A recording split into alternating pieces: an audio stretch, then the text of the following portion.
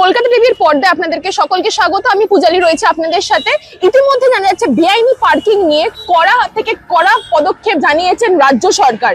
আইনকে বুড়ো আঙুল দেখিয়ে ফুটপাতে গাড়ি বাইক রাখলেই কেস করে জরিমানা করতে হবে বলে জানা যাচ্ছে।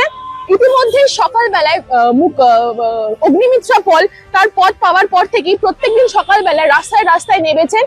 তিনি জানাচ্ছেন দায়িত্ব পাওয়ার পর থেকে কার্যত প্রত্যেকদিন সকালেই কলকাতার সারপ্রাইজ ভিজিট করছেন পুর ও উন্নয়ন নগর মন্ত্রী অগ্নিমিত্রা পাল।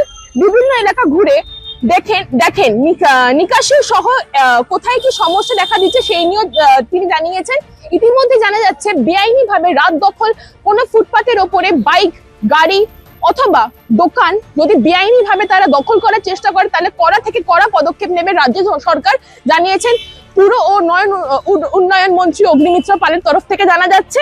তিনি আরো জানিয়েছেন রাস্তায় রাত্রির বেলায় অথবা যেইভাবে রাত্রির বেলায় পার্কিং করে বাইক রেখে অন্যান্য জায়গায় চলে যায় তার জন্য কড়া থেকে কড়া পদক্ষেপ নেবেন পুর ও উন্নয়নের মন্ত্রী অগ্নিমিত্রা পালের তরফ থেকে জানা যাচ্ছে। এই সব সংক্রান্ত খবর জানতে চোখ রাখুন কলকাতা টিভির পর্দায় রাত দিন 7 দিন।